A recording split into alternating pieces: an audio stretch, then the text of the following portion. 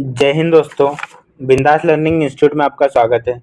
आज से हम स्टार्ट करेंगे मध्य प्रदेश की जनजातियाँ। मध्य प्रदेश की जनजातियाँ जो कि असिस्टेंट प्रोफेसर के लिए, एमपीपीएससी प्री या फिर अन्य एग्ज़ाम के लिए भी इम्पोर्टेंट है। इससे लगभग 4 से 5, कहीं कहीं पर 8 से 9 क्वेश्चन भी देखे जाते हैं। तो इसे हम इन जो क्वेश्चन हैं उनको हम याद करेंगे। कहाँ से कैसे करेंगे ये इस वीडियो में आपको पता चल जाएगा। पहले तो हम जो इनके फैक्ट हैं उसको हम ट्रिक के माध्यम से याद करेंगे, और जैसा हमारे इंस्टीट्यूट का नाम है बिंदास लर्निंग इंस्टीट्यूट, तो हम बिंदास तरीके से इन्हें याद करेंगे। इसे हम कवर करने के लिए क्वेश्चन लेंगे 10 से 15 क्वेश्चन। 15 क्वेश्चन में हम एक पूरा टॉपिक कवर करेंगे और उसे भी ट्रिक के माध्यम से ही कवर करेंगे, और फैक्ट भी देखते चलेंगे और थ्योरी भी उसके साथ साथ देखेंगे। लगभग हम 15 क्वेश्चन में 150 से 200 फैक्ट याद करेंगे। 4 ऑप्शन रहेंगे हर क्वेश्चन के विकल्प, तो चारों की अच्छे से डिटेलिंग करेंगे। तो बिना देरी किए हुए हम इस वीडियो की शुरुआत करते हैं। पहला हमारा टॉपिक है मध्य प्रदेश में जनजातियों का भौगोलिक विस्तार। जनजातियों का भौगोलिक विस्तार पढ़ने से पहले एक बार हम जनजातियों को थोड़ा देख लेते हैं कि जनजाति कहाँ से है, कब से इसकी शुरुआत है। देखो, पहले तब अगर हम इसकी परिभाषा की बात करें तो परिभाषा 366 25 में दी हुई है, और उसके बाद में 366 25 में क्या कहा गया है कि अनुसूचित जनजातियां वे जनजातियां हैं जो कि संविधान के 342 1 में अनुसूचित जनजातियों के रूप में है, उन्हें अनुसूचित जनजातियां कहा गया है। ठीक है, इसे हम जब संवैधानिक स्थिति पढ़ेंगे तब उसे ट्रिक के माध्यम से याद कर लेंगे। उसके बाद में हम मध्य प्रदेश की जनजातियों का थोड़ा देख लेते हैं कब कौन कौन से आधार होना चाहिए। तो एक थी चंदा समिति। चंदा समिति ने कब 1960 में कितने 5 आधार बताए। कौन कौन से? भौगोलिक एकाकीपन, संकोची स्वभाव, आदिम जाति के लक्षण, ठीक है। उसके बाद में एक पिछड़ापन हो गया, और एक उनकी विशिष्ट संस्कृति होनी चाहिए। ये 5 आधार पर हम किसी भी जनजातियों को अनुसूचित जनजाति घोषित कर सकते हैं। अब हम इसे याद कैसे करेंगे? जैसे देखो, चंदा में वर्ड गिनो 1 2 3 4 5, तो 5 हो गया, तो 5 आधार। या फिर हम ऐसा लिख लेते हैं चंदा, तो इसमें तो 6 हो रहे, पर मान लेते हैं हम चंदा 5 वर्ड का है तो 5 से 5 आधार दे दिए, ठीक है। या फिर हम ऐसा कर लेते हैं, ये चंदा लिखा, ऐसा लिखा था, और 5 कैसा लिखा था, ऐसे लिखा था। तो चा उल्टा चालू कर दो, चा पहले लिख दो, उसमें हम की मात्रा लगा दो, ये पा को पूरा ना करते हुए ऐसा कर दो, तो ये चंदा हो जाएगा ये भी। तो चंदा 5 आधार पर कौन कौन से? भौगोलिक एकाकीपन, ठीक है। उसके बाद में एक उनकी विशिष्ट संस्कृति होनी चाहिए, आदिम जाति के लक्षण होने चाहिए, पिछड़ापन होना चाहिए, और उसके अलावा एक उनका संकोची स्वभाव होना चाहिए, ठीक है। तो ये हमने उसकी थोड़ी सी हिस्ट्री देख ली। और इसके बाद में अगर हम इसकी परिभाषा की बात कर लेते हैं, अनुसूचित जनजाति की परिभाषा, उसमें ऐसा रहता है उसका एक सामान्य नाम होना चाहिए, एक सामान्य बोली होना चाहिए। उसके बाद में जहाँ एक ही निवास पर रहते हो, एक मतलब एक निवास स्थान होना चाहिए। उसके अलावा ये अंतर विवाह ना करते हो, ठीक है। तो इसमें एक ही चीज़ याद रखनी है, एक बोली, एक निवास स्थान, एक विशिष्ट संस्कृति, और अंतर विवाह ना करते हो आप, मतलब आपस में विवाह ना करते हो, तो अनुसूचित जनजाति कहलाती है। तो हमारा पहला क्वेश्चन है, मध्य प्रदेश की जनजाति जनसंख्या के आधार पर भारत में इसका कौन सा स्थान है? अगर हम इसकी बात करें तो आपको इसके लिए 5 से 10 सेकंड दिए जाएंगे, उसमें आपको इसका आंसर बताना है।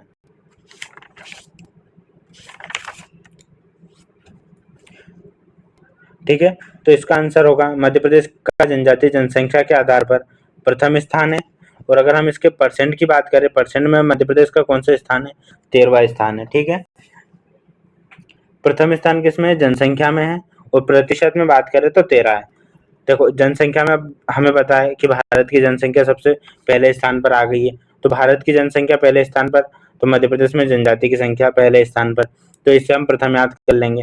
अब परसेंट किसके अच्छे बनते थे? मेरे तो अच्छे बनते नहीं थे, मतलब तेरे अच्छे बनते थे।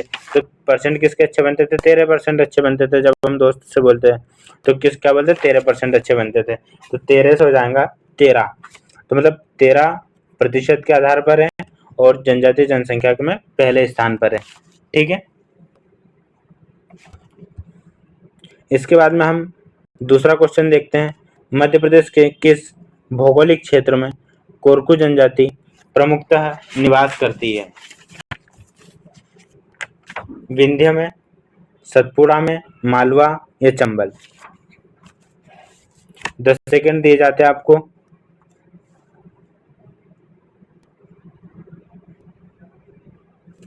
देखो, इसका आंसर हो जाएगा हमारा सतपुड़ा। सतपुड़ा कैसे? अब हम इसे याद कैसे करते हैं? देखो, कोरकू जनजाति, कोरकू से हम याद करते हैं कू। कू मतलब कोयल, कोयल हो या कौवा हो। याद करने के लिए हम ऐसे ट्रिक यूज करेंगे, बाकी किसी विशिष्ट संस्कृति से हमारा कोई लेना देना है नहीं, सिर्फ याद करने के लिए हम ट्रिक बना रहे हैं। देखो, कोयल है, कोयल कैसे करती है? कू करती है। या फिर कौवा कू करता है। कौवा क्या, जब हमारे इधर श्राद्ध होता है तो श्राद्ध में हम क्या, कौवे के लिए, पूर्वजों के लिए पूड़ी बनाते हैं, तो पूड़ी रखते हैं। तो पूड़ी कौन खाता है? कौवा खाता है। और कौवा कैसे करता है? या कोयल खाती है तो कैसे करती है? कू कू करती है। तो कू से हो गया हमारा कोरकू और पूड़ी से हो गया सतपुड़ा। कितनी पूड़ी रखते हैं? 7 पूड़ी रखते हैं, हम ऐसा याद कर लेंगे। तो 7 पूड़ी रखते हैं तो 7 पूड़ी से हो जाएगा हमारा सतपुड़ा। तो सतपुड़ा में कौन सी? कोरकू जनजाति। ठीक है। मालवा अंचल की बात करें तो मालवा में भील जनजाति। जब हम पर्टिकुलर एक एक जनजाति पढ़ेंगे तब इन्हें अच्छे से डिटेल में देखेंगे और उन्हें भी ट्रिक के माध्यम से याद करेंगे। चंबल, चंबल में सहरिया जनजाति। देखो, सहरिया को कैसे, जो चंबल के लोग हैं, चंबल में जब बाढ़ वगैरह आती है तो वहाँ के लोग क्या, सहन करते रहते। सहन करते रहते तो इंदौरी भाषा में उसको क्या बोलेंगे? अरे यार, मैं तो सहरिया हूँ, क्या हो रहा है, मेरे साथ अत्याचार हो रहा है लेकिन फिर भी मैं सह रहा हूँ। चंबल नदी में बार बार बाढ़ आ रही है, मेरा नुकसान हो रहा है, फिर भी मैं सहरिया हूँ। ठीक है। तो ऐसे चंबल में सहरिया, मालवा में भील, सतपुड़ा में हमारे हो गए कोरकू। ठीक है। अगला हमारा क्वेश्चन है, जनगणना 2011 के अनुसार मध्य प्रदेश में सर्वाधिक अनुसूचित जनजाति जनसंख्या वाला जिला कौन सा है? आपको इसके 5 मिनट मिलते हैं, बताइए। Sorry, 10 second.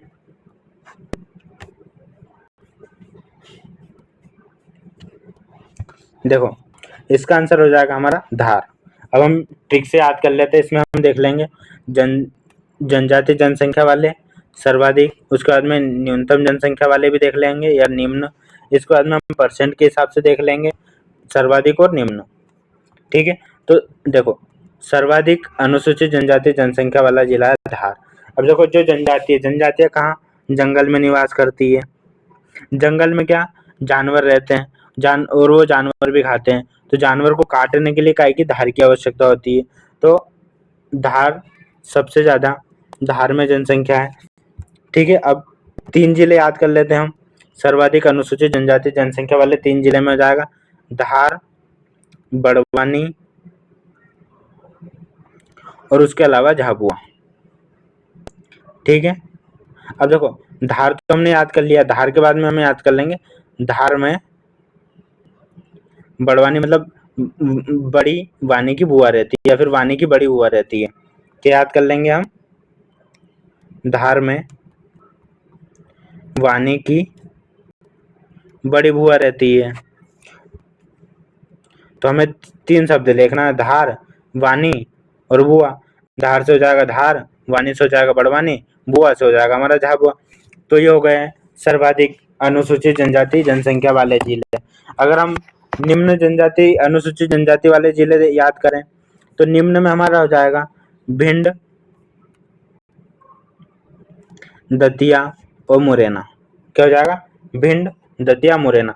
देखो, निम्न, जब भिंडी बनाते हैं हम 1 किलो लाएंगे लेकिन वो बहुत कम हो जाएगी, तो मतलब निम्न हो गई। ठीक है। तो ऐसे हम याद कर लेंगे निम्न भिंडी, या फिर ऐसे जनजाति के लोग भिंडी बहुत कम खाते हैं तो निम्न, निम्न में सबसे ज्यादा भिंडी। कम क्या है? भिंडी। तो भिंड सबसे कम जनजाति है वहाँ पे। फिर दतिया मुरैना, तो ये कर लेंगे हम, भिंडी खाकर दांत टूटे रेना के। ठीक है, ऐसा याद कर लेता हूँ। तो निम्न अनुसूचित जनजाति वाले जिले कौन कौन से? भिंडी मतलब भिंड, दतिया और मुरैना, मतलब भिंडी खाकर दांत टूटे रेना के। ये हो गई हमारी ट्रिक इसकी। अब सर्वाधिक अनुसूचित जनजाति प्रतिशत वाले जिले की बात करें तो प्रतिशत में कौन है? अलीराजपुर, झाबुआ और बड़वानी। ठीक है, देखो किसकी अली की अपन ने सर्वाधिक में क्या याद करा? धार में वानी की बुआ रहती है।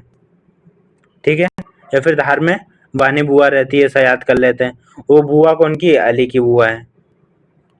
ठीक है, अली की बुआ कौन है? वानी है। देखो सर्वाधिक अनुसूचित जनजाति में हमने क्या याद कर लिया था? धार में वानी बुआ या धार में वानी की बुआ रहती है, तो हम इसको ऐसा याद कर लेते हैं, धार में वानी बुआ है। और इसमें किसकी बुआ किसकी है? वो अली की बुआ है। अली को आप अलीराजपुर बोलते हैं, इसलिए अलीराजपुर लिखा। तो अली की बुआ कौन है? वानी है। तो ये हमारी इसकी भी ट्रिक हो गई। उसके बाद में अगर हम निम्न अनुसूचित जनजाति प्रतिशत की बात करें तो निम्न में भी हमने क्या याद करा था? भिंड, दतिया, मुरैना। अब इसमें कुछ नहीं करना है, जो है भिंड, मुरैना और दतिया। भिंड तो दोनों में सेम रहेगा।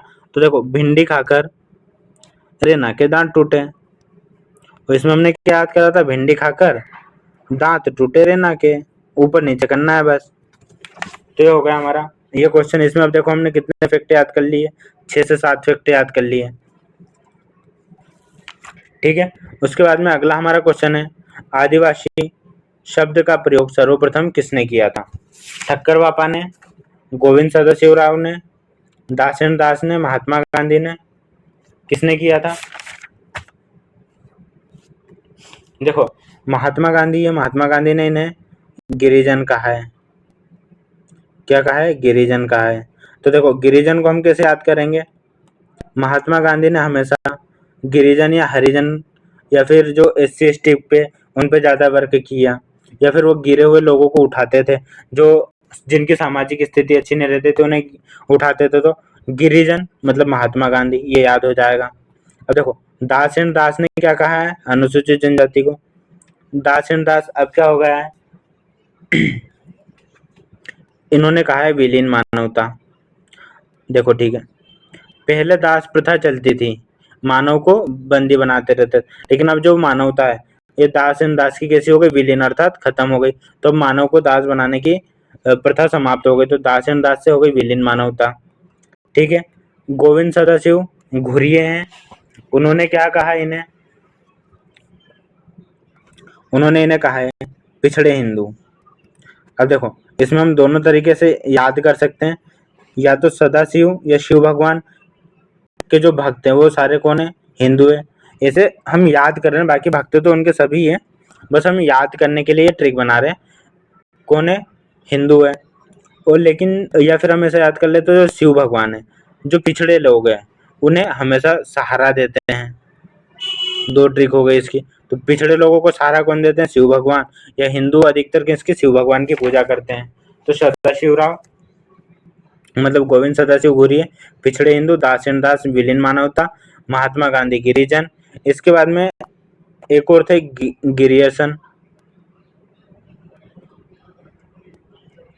ठीक है, उन्होंने क्या कहा है? गिरियसन ने कहा है इनको पहाड़ी जनजाति। अब हम इसको कैसे याद करेंगे? देखो पहाड़ों से लोग क्या गए? गिर गए, मतलब गिरना होता है ना, तो पहाड़ों से लोग गिर गए। तो गिर गए कहाँ से गिरे? पहाड़ों से गिरे। तो गिरियसन ने पहाड़ी जनजाति कहा है इसे।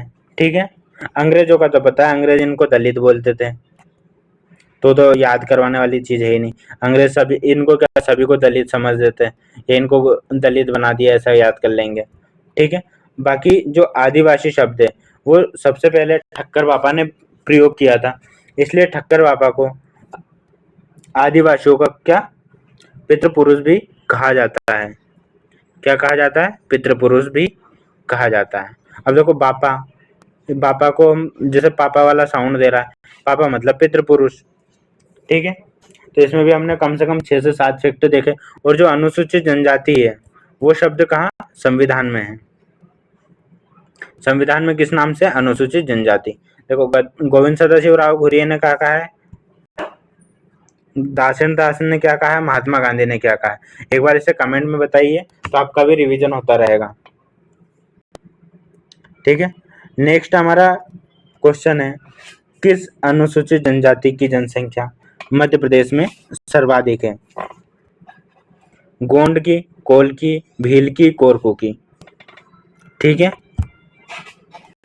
आपके पास समय है, आप बताइए, जब तक मैं ट्रिक लिख देखता हूँ।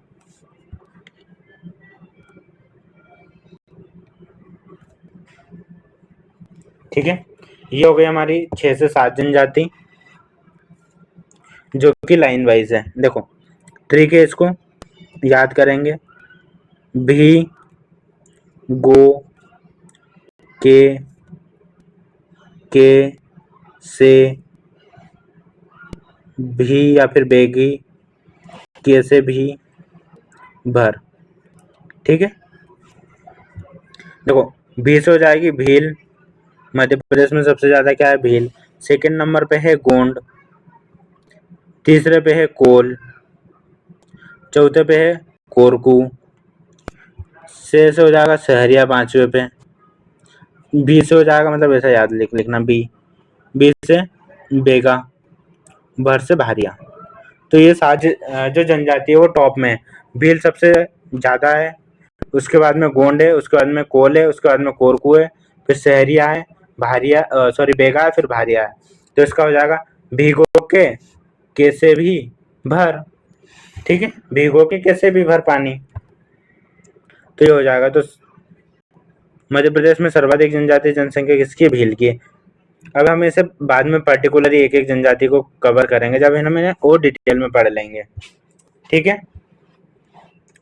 उसके बाद में अगला हमारा क्वेश्चन है, मध्य प्रदेश में अनुसूचित जनजाति का प्रतिशत कितना है? बताइए।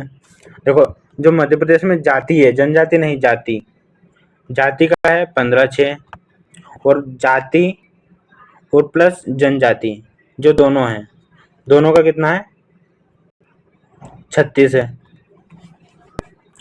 36.7 है। तो जो मध्य प्रदेश की अनुसूचित जनजाति है वो कितना, 21.1। ठीक है, कितना आ जाएगा, 21.1। प्रतिशत की बात कर रहे हैं तो प्रतिशत में हमेशा पॉइंट में आंसर आता है, तो हमेशा याद कर लेंगे। और मध्य प्रदेश की जनजाति में कौन सा स्थान है, पहला स्थान है, तो इधर 1 लिख दो। और प्रतिशत में कितना है, 13 है, तो इन दोनों को मिला के 1 और 2 3, 1 इधर और 3 इधर, तो ये 13, मतलब उल्टा लिखा जाएगा, पर 2 1 और 1 याद कर लेना हमें, 211। ठीक है, मतलब 21.1% के मामले में है। ठीक है, 15/6 अनुसूचित जाति है, 21.1 जनजाति है, दोनों को मिला के 36.7 है। अगला हमारा क्वेश्चन है, किस जिले में प्रतिशत की दृष्टि से सबसे कम जनजाति पाई जाती है? अभी हमने ट्रिक बना के याद कर ही लिया था। किसकी प्रतिशत की दृष्टि से? देखो, भिंड, दतिया, मुरैना और भिंड, मुरैना, दतिया। देखो, दांत अगर पहले टूट रहे हैं मतलब भीड़ ज्यादा है मतलब जनसंख्या, और दांत बाद में टूट रहे हैं मतलब प्रतिशत निकाल रहे हैं, तो भिंड, मुरैना, दतिया जाएगा। ठीक है,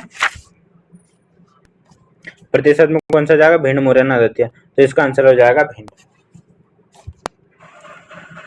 अगला हमारा क्वेश्चन है, मध्य प्रदेश में जनजातियों का भौगोलिक विस्तार के आधार पर कितने जनजातीय प्रदेश हैं?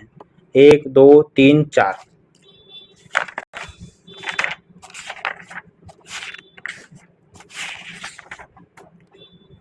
तो इसका हमारा आंसर हो जाएगा 4। कितने? 4 कौन कौन से हो जाएंगे? देखो, पहला तो पूर्वी, सेकंड हो जाएगा पश्चिमी, तीसरा हो जाएगा उत्तरी, और चौथा हो जाएगा मध्य का या दक्षिणी। ठीक है, अगर हम इन चारों क्षेत्र की बात करें तो जो पूर्वी क्षेत्र है, पूर्वी क्षेत्र में कौन अधिकतर, गोंड, कोल और बेगा जनजाति रहती है। पश्चिम में की अगर हम बात करें तो पश्चिम में भील का बाद में भिलाला और कोरकू जनजाति रहती है। उत्तर की बात करो तो उत्तर में सहरिया जनजाति हो गई मुख्यतः। मध्य या दक्षिण की बात करें तो इसमें गोंड हो जाएगी, कोरकू हो जाएगी, प्रधान, भारिया और बेगा, ठीक है, आदि जनजाति आ जाएगी। तो ये 4 प्रदेश है। 4 में अगर हम बात करें ईस्ट, वेस्ट, नॉर्थ और साउथ या मिड, देखो तो ईस्ट जो पूर्वी है, पूर्व में कितने 14% जनजाति रहती है, ठीक है। देखो पूर्व में कितने 14% जनजाति। पश्चिम की अगर हम बात करें तो पश्चिम में लगभग 36.37, क्योंकि भील जनजाति सबसे ज्यादा पश्चिम क्षेत्र में निवास करती है, इसलिए वहां पे ज्यादा है। तो भील 36% है, मतलब जो पश्चिम वाला क्षेत्र है। अगर हम उसके उत्तरी क्षेत्र की बात करें तो सॉरी उत्तरी क्षेत्र की बात करें तो उत्तरी क्षेत्र में 1.05 जनजाति है। और उसके बाद में अगर हम बात करें इसकी दक्षिणी क्षेत्र की, तो दक्षिण में 23% जनजाति है। देखो अब इसे हम लाइन वाइज वो पूछ सकते हैं। तो सबसे ज्यादा किसमें है? पश्चिम, मतलब वेस्ट। सेकंड नंबर पे कौन सा? मिड या दक्षिण। तो डब्ल्यू है, डब्ल्यू को उल्टा कर दो, एम हो जाएगा। तो पहले स्थान पे डब्ल्यू, दूसरे पे एम, ठीक है। फिर तीसरा तो हमें याद है हो ही जाएगा ईस्ट, और फिर नॉर्थ आ जाएगा, क्योंकि नॉर्थ में एक ही जनजाति है सहरिया, ईस्ट में तो अधिक बहुत सारी जनजातियां हैं, ठीक है। ये भी हो गया हमारा। इसके बाद में अगला हमारा क्वेश्चन है, ये देखो क्षेत्रवार अगर हम जनजातियां देख लें तो इसमें दिख जाएगी। ऊपर में देखो अधिकतर सहरिया सहरिया सहरिया सहरिया भील बिलाला ऐसी छोटी मोटी रहती है, पर सहरिया अधिकतर ऊपर। इधर के क्षेत्र में भील बिलाला देखने को मिलेगी। यहाँ पे देखा है सहरिया, भील बिलाला, इधर गोंड, ये कोल देखने को मिल जाएगी, गोंड भारिया, गोंड बेगा, ठीक है। इसके बाद में हमारा नेक्स्ट क्वेश्चन है, मध्य प्रदेश में कितनी जनजाति जनसंख्या है? मतलब संख्या कितनी है जनजातियों की मध्य प्रदेश में? 21% तो है, ये हमें पता है परसेंट में, सॉरी 21% है। उसके बाद में जनसंख्या में पहला स्थान है, और जनसंख्या में परसेंट के मामले में 13वां स्थान है। लेकिन आखिर है जनजाति कितनी मध्य प्रदेश में? तो मध्य प्रदेश में जनजाति 1531, 1427, 1039 या 7719 है, ठीक है। अगर हम बात करें जो 7719,404 है, वो मध्य प्रदेश में जनजाति की जनसंख्या, मतलब पुरुष जनसंख्या है। और अगर हम महिला जनसंख्या की बात करें तो 77 की जगह 75 आ जाएगा, ठीक है। पुरुष 77 है और महिला कितनी हो गई हमारी? 75। बाकी आंकड़ा सेम है। पुरुष 7 से ज्यादा है, ऐसा हम याद कर लेते हैं ट्रिक बनाने के लिए, क्योंकि वो बाहर जाते हैं, थकान हो जाती है तो सताते हैं उनको। तो 7-7, और हमेशा साथ-साथ जाते हैं पुरुष, जहाँ भी जाते हैं, शिकार करने जाते हैं, साथ-साथ जाते हैं। तो पुरुष जाते हैं तो 7-7, मतलब 77 पुरुषों की संख्या, और 75 2 कम कर दो तो महिलाओं की संख्या। महिला भी आजकल कम नहीं सताती है, मतलब वो भी घर का काम वाम में परेशान हो जाती है। तो 75 हो जाएगी महिलाओं की संख्या। यहाँ एक पॉइंट डाल देता हूँ मैं, 75 19,404। अगर हम 1039,910 की बात करें तो ये किसकी जनसंख्या है? यह है शहरी जनसंख्या, ठीक है। देखो शहर में हम कुछ भी चीज लेंगे 10-10 रुपए की मिलेगी, 10 रुपए से कोई सी चीज कम नहीं मिलती है। तो 10-10 की मिलेगी, तो 10-10 शहर, ठीक है, 10-10 शहर, ठीक है, 10-10 शहर।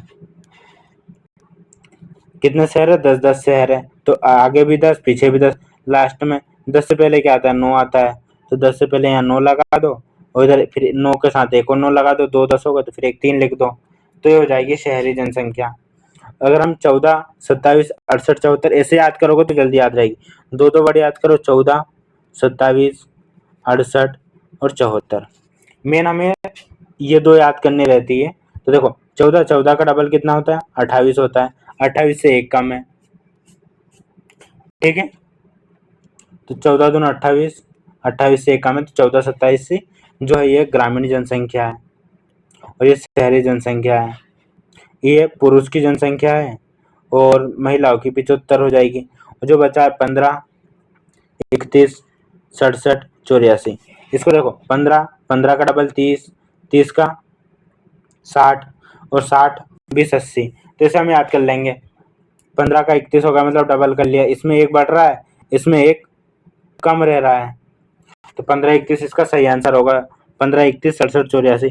देखो दो दो याद करोगे, 15, 15 का डबल कितना होगा, 30 होगा, 30 को हम 31 कर ले रहे हैं, तो 15, 31 कितनी जनजातीय जनसंख्या। 31 का भी अपन डबल करेंगे, मतलब 31 दूनी 62 होता है, लेकिन हम अराउंड मानते हैं, तो राउंड फिगर में 30 दूनी 60, तो 60 से संबंधित है, तो 15, 31, 67, 84 इसका आंसर हो जाएगा। ठीक है, इसके बाद में हम बात करें मध्य प्रदेश में कितनी अनुसूचित जनजातियां हैं। 43, 46, 47 या 48। तो देखो इसका आंसर हो जाएगा हमारा 8 जनवरी 2003 से पहले मध्य प्रदेश में कितनी 46 अनुसूचित जनजातियां थी। अब जैसे 3 लिखा है, तो 3 में 3 जो जनजाति उनको हटा दिया है जनजातियों से। कौन कौन सी है वो आप मुझे कमेंट में बताइएगा। ठीक है, तो अब वर्तमान में कितनी 43 जनजाति बची है जो कि अनुसूचित जनजाति के रूप में वर्णित है। ठीक है, उसके बाद में अगर हम नेक्स्ट क्वेश्चन की बात करें, तो मध्य प्रदेश के प्रमुख जनजातियों में से एक शहरिया मुख्य रूप से किस भौगोलिक क्षेत्र में पाई जाती है। तो शहरिया जनजाति का हमने देख लिया था, सहन कर रहे हैं कौन, सहरिया, चंबल नदी को। मालवा में भील, भील के अलावा भी अनेक जनजातियां हैं, जैसे भील बिलाला हो गई। निमाड़ में भी भील बिलाला भी देखने को मिलती है मुख्यतः। उसके अलावा कोरकू भी देखने को मिलती है, गोंड भी देखने को मिलती है। ठीक है, बुंदेलखंड क्षेत्र या विंध्य क्षेत्र में भी हमें अनेक जनजातियां, जैसे बीच में हो गई कोरकू वगैरह हो गई, उसके बाद में कीर, मीना, पारदी, ये जनजातियां हमें देखने को मिलती है। इसमें हम थोड़ा सा और डिटेल देख लेते हैं उनका परसेंट। चलो आगे आ जाएगा क्वेश्चन। अब नेक्स्ट हमारा क्वेश्चन है, निम्न में से कौन सी उपजाति बेगा जनजाति की नहीं है। नरोतिया, भरोतिया, नाहार या दुलारिया। ठीक है, देखो बेगा जनजाति की कौन कौन सी है, हम उसे ट्रिक के माध्यम से याद कर लेते हैं। देखो नरोतिया, भरोतिया, रायमेना, काठमेना, ये सारी जो जनजातियां हैं वो इनकी उपजातियां हैं। तो देखो इसे हम कैसे याद करेंगे, नरोतिया, भरोतिया, नाहार, रायमेना, काठमेना। ठीक है, तो देखो और एक भरोतिया भी है। तो जो नहार है, नहार का मतलब हमें सिंह होता, सिंह ने किसको, मेना को काट लिया, तो नाहर ने मेना काटा, तो मेना क्या कर रही है, रो रही है, रोती है मेना। ये फिर ऐसे याद कर लो, रोती है मेना।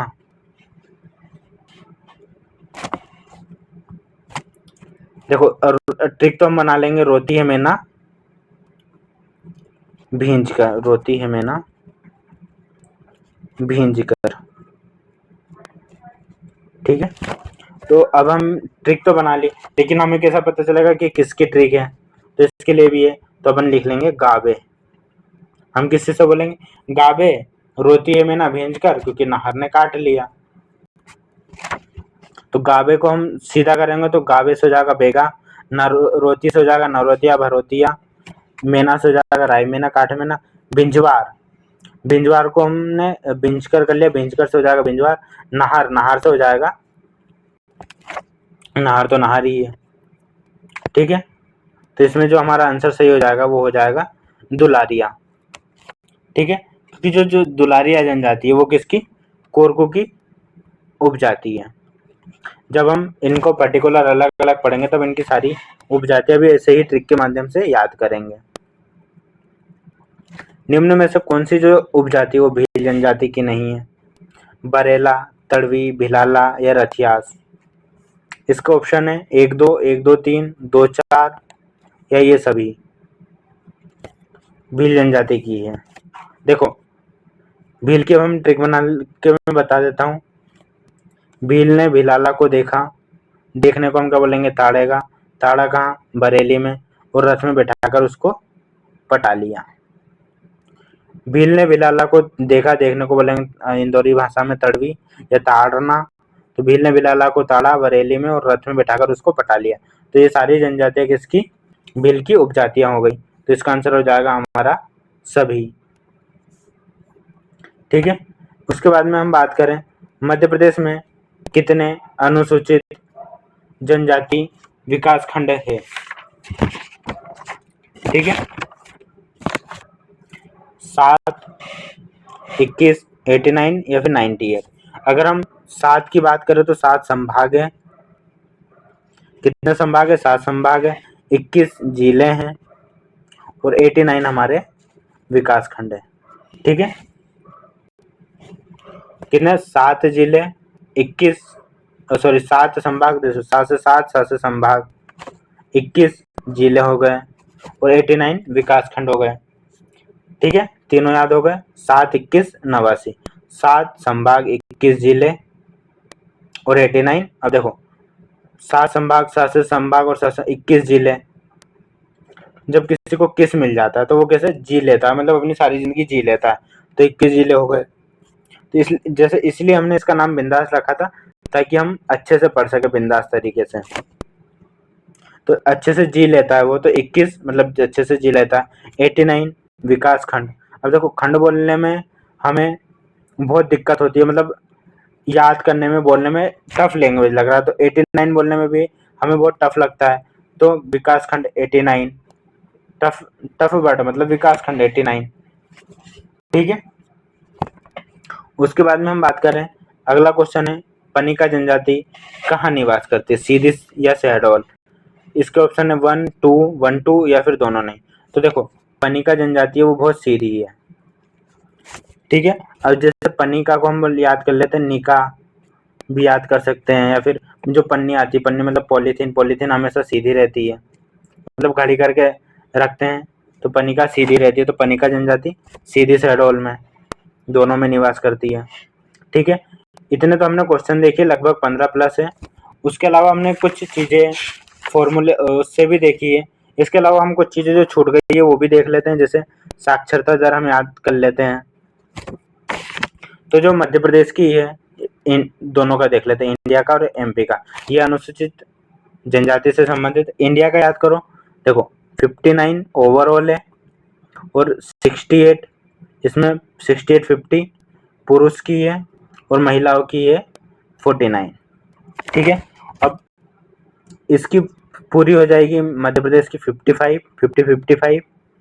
उसके बाद में ओवरऑल हो जाएगी 59, 55 और महिलाओं की हो जाएगी 41, 47। अब देखो इन्हें कैसे याद करना है, हमें एक बार याद करना है, 59 कर लो या कुछ भी कर लो।